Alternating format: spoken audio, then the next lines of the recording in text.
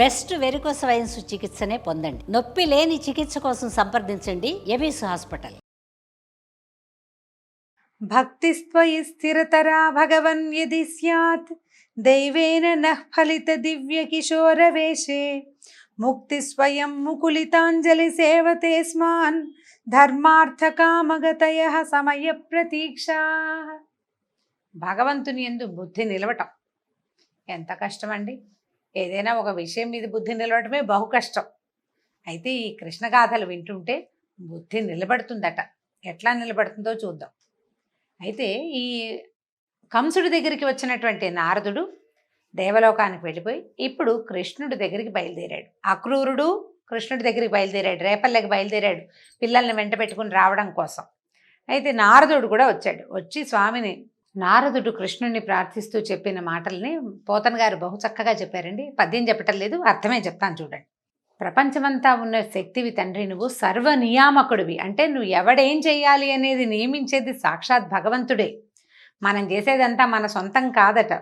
కట్టెలలో అగ్ని ఉన్నట్టుగానే ఒక కట్టె ఉంది, ఆ కట్టెలో నిప్పు ఉంది అని చెప్తారు. నిప్పు ఎట్లా ఉంటుందండి? పచ్చి కట్టెలో నిప్పు ఉందంటే ఉంది, కనపడదు మనకది. దానికి నిప్పు అంటించినప్పుడు అందులో ఉన్న అగ్ని బయటపడుతుంది. అదేవిధంగా సమస్త ప్రాణులలోనూ ప్రవేశించి ఎలాంటి వికారాలకు లోను కాకుండా ఏకరూపుడువై విలసిల్లుతున్నావు. ఆత్మజ్యోతి రూపంలో భగవంతుడు ప్రతి శరీరంలోనూ, ప్రతి మానవుడు, ప్రతి జీవి రూపంలోనూ ఉంటాడు. అతను ఏ వికారానికి లోను కాడు. ఆత్మసాక్షిగా ఉండి లోపల మన వెనక లోపల వెలుగుతూ ఉంటాడు, మనతో ఉంటాడు భగవంతుడు. మన ప్రతి వాళ్ళతోటి ఆ భగవంతుడు మన నుంచి వెళ్ళిపోయినప్పుడే మనం ఈ పాంచభౌతిక శరీరాన్ని విడిచిపెట్టేస్తాం.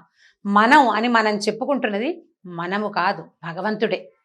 అయితే హృదయ కుహరమందు గూఢంగా ఉన్నావు. జీవులున్నొచ్చే క్రియాకలాపాలకి కేవలము సాక్షిభూతుడుగా ఉన్నావు. నీవు సర్వస్వతంత్రుడవు. నీకు అధీనమైన మాయాశక్తి చేత సత్వరజస్తమో గుణాలని కల్పిస్తున్నావు. భగవంతుడి యొక్క అధీనంలోనే ఉంటుంది మాయ. దాన్నే మనం విష్ణుమాయ అని చెప్పుకుంటాం. ఈ త్రిగుణాల చేత జగత్తును సృజిస్తున్నావు, పాలిస్తున్నావు, సంహరిస్తున్నావు.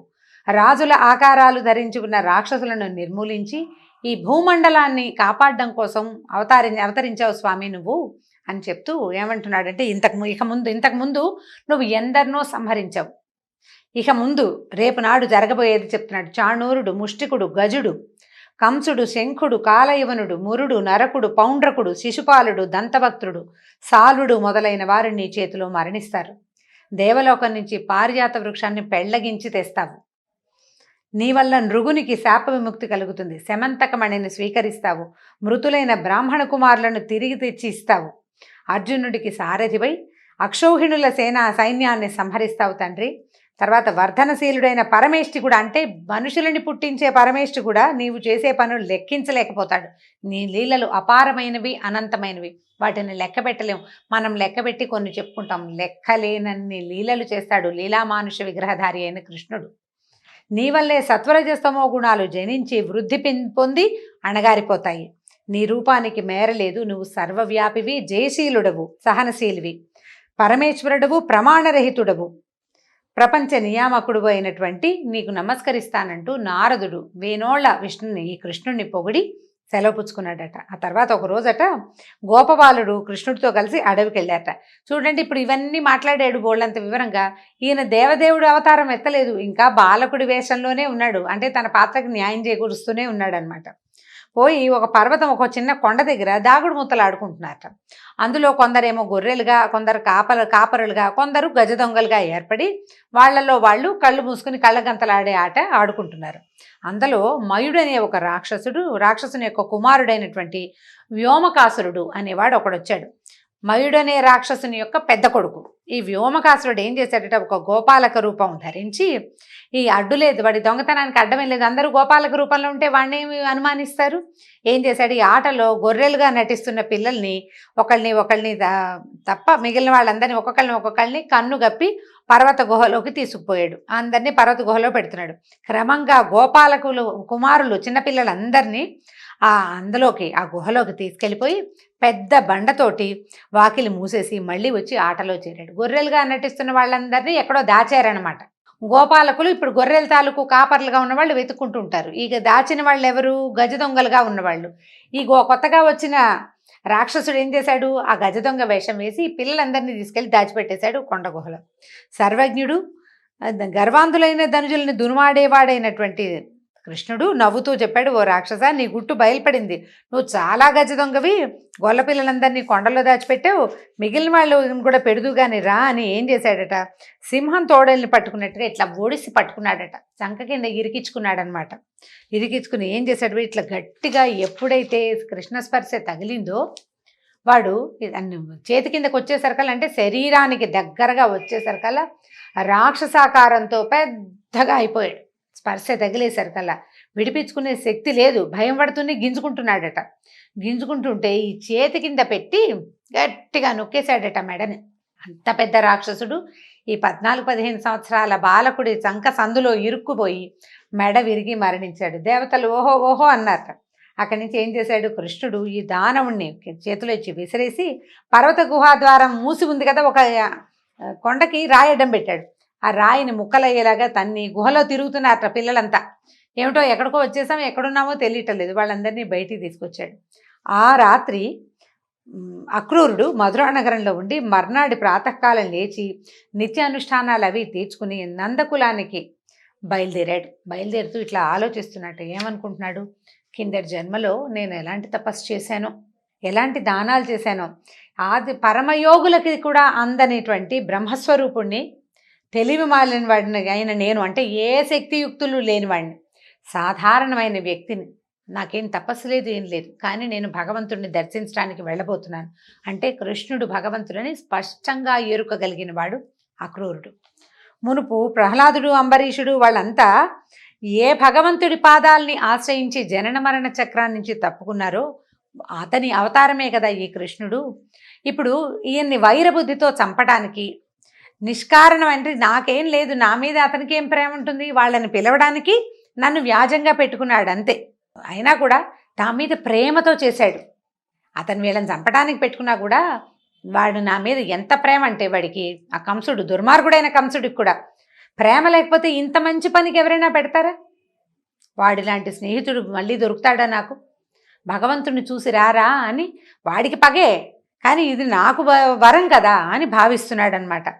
అయితే ఇప్పుడు నన్ను చూసి కృష్ణుడు ఇది నేను దుర్మార్గుడిని అనుకుంటాడేమో, కంసుడు నన్ను చంపడానికి వీడిని పంపించాడు, వీడు దుర్మార్గుడేనని భావిస్తాడేమో, నన్ను తెలుసుకుంటాడో లేదో, నా మనస్తత్వాన్ని అర్థం చేసుకుంటాడో లేదో, నన్ను మన్నిస్తాడా, నాతో సరిగా మాట్లాడతాడా, నన్ను చూసి కోపం తెచ్చుకుంటాడా అని ఆలోచించి అతనికి ఏంటంటే అస్థి నాస్తి విచికిత్సా భావాలన్నమాట.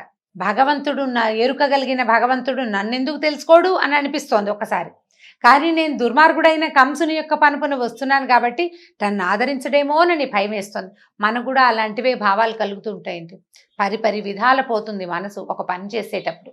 సరిగా చేస్తున్నామో లేదో తెలీదు, అవతల వాళ్ళు ఎలా మన్ని తీసుకుంటారో అర్థం కాదు. ఈ భావాలతో సతమతం అవుతూ ఏం చేస్తున్నాడు, అలా వెళ్తూ ఉంటే ఈ వెళ్ళే దారిలో అడవి మృగాలు, అంటే అతనికి మంచి శకునాలు కనబడుతున్నాయన్నమాట.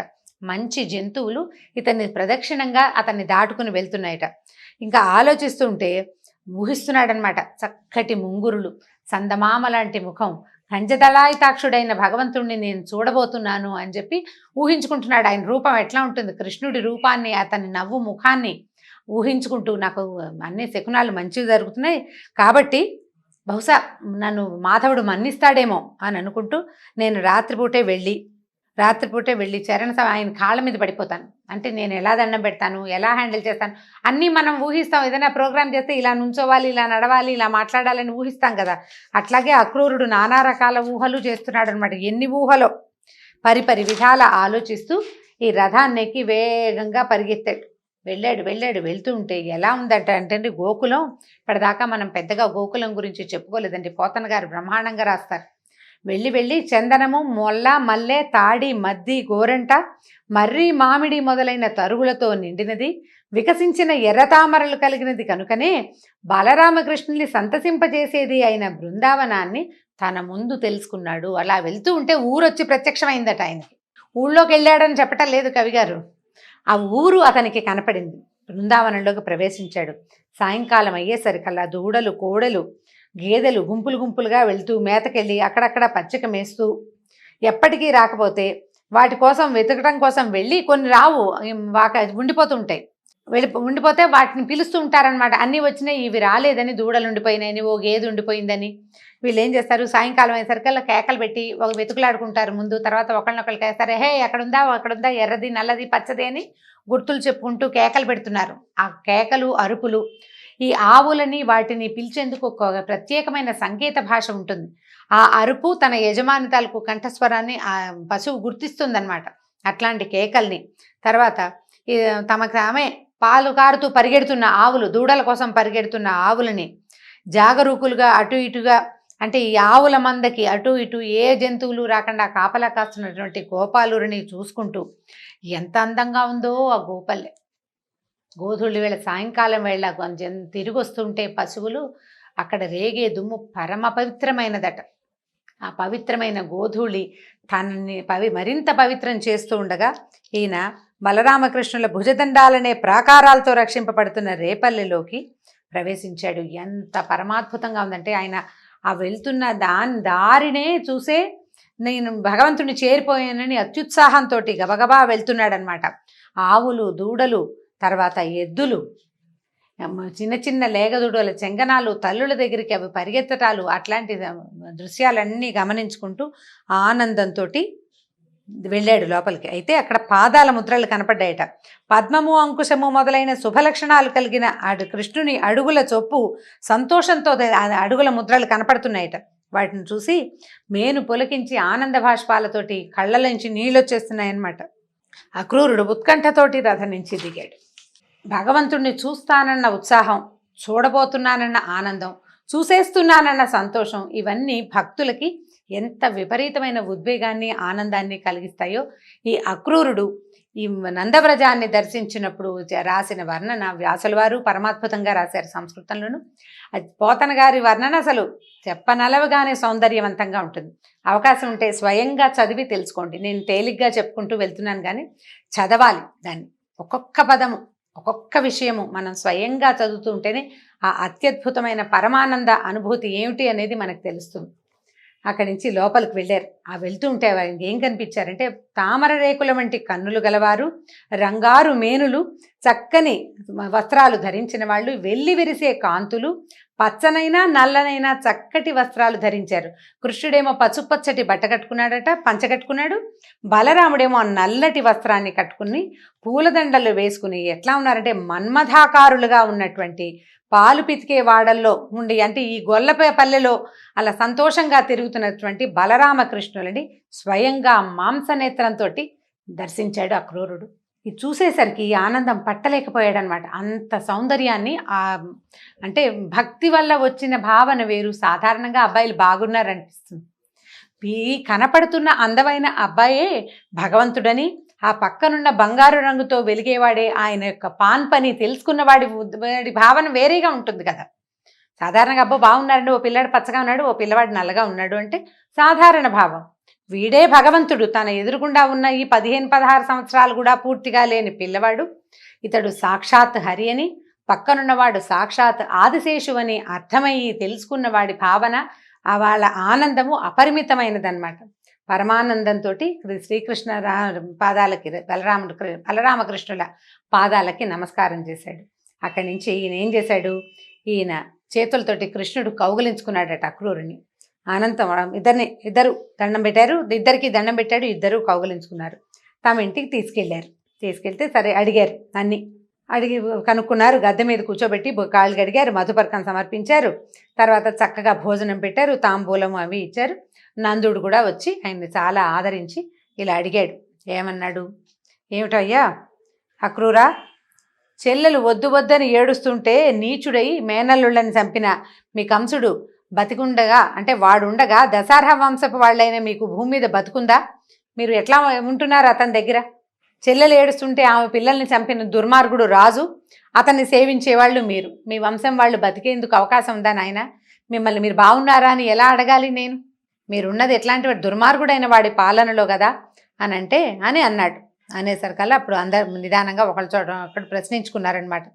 మీరు వాళ్ళంతా బాగున్నారా, చుట్టాలు బాగున్నారా, ప్రజలు కులాసాగా ఉన్నారా అని అడిగి కృష్ణుడు అడుగుతున్నాడు. మా మామ కంసుడు నిర్భయంగా ఉన్నాడా? అయితే నన్ను కన్నక పాపానికి పాపం, వసుదేవులు ఇద్దరు కారాగారంలో క్షేమంగా బతికే ఉన్నారా అని కృష్ణుడు అడిగాడట. నువ్వు ఇక్కడికి వస్తుంటే నువ్వు వస్తున్నావనే సంగతి ఊరంతా తెలుసు. మా అమ్మ నాన్న అంటే దేవకి వసుదేవులు ఏమైనా చెప్పమన్నారా? నా సంగతి తెలియలేదని వాళ్ళు బాధపడుతున్నారు, దుఃఖం పడుతున్నారా? కంసుడి వల్ల వాళ్ళు ఎలాంటి బాధలు పడుతున్నారో నాకు అర్థమయ్యేలాగా చెప్పు. అక్కడ ఏం జరుగుతోంది? తర్వాత నువ్వెందుకు వచ్చావు ఇక్కడికి అని అడిగాడు. అడిగితే అప్పుడు అక్రూరుడు ఏం చెప్పాడంటే, నారదుడు వచ్చి చెప్పిన సంగతులు. నారదుడు వచ్చి ఏం చెప్పాడు? చాలా తేలిగ్గా 4 వాక్యాల్లో నువ్వు చంపబోయిన పిల్ల యశోద కూతురు, దేవకికి పుట్టిన పిల్లవాడు నందవ్రజంలో ఉన్నాడు, వసుదేవుని భార్య అయిన రోహిణి గర్భంలో ఇంకో పిల్లాడు పుట్టాడు, వాళ్ళిద్దరూ అక్కడే ఉన్నారు, నీ మరణం తథ్యమని చెప్పెళ్ళాడు. అది చెప్పాడు. తర్వాత కంసుడికి ఈ యాదవులందరి మీద ఎంత కోపం వచ్చింది, వీళ్ళ వల్లే ఇది ఇలా పిల్లలు తప్పించుకున్నారని కోపం, దేవకి వసుదేవుల్ని చంపుదామనుకున్నాడు. తర్వాత వాళ్ళిద్దరిని ఏమో కారాగారంలో పెట్టించాడు, చెరసాలలో ధనుర్యాగం పేరుతోటి తనని పంపించాడు అని ఈ విషయం అంతా చెప్పాడు. ఇట్లా ఆలోచిస్తున్నాడు. ఈ రకంగా మీకు మృత్యువుని అరేంజ్ చేసి పెట్టాడు అని చెప్పేసరికల్లా రామకృష్ణులు నవ్వారు. ఇద్దరు చుట్టూతా చేరిన నందడికి గొల్ల పెద్దలకి ఇట్లా చెప్పారట. ఏమంటున్నారు?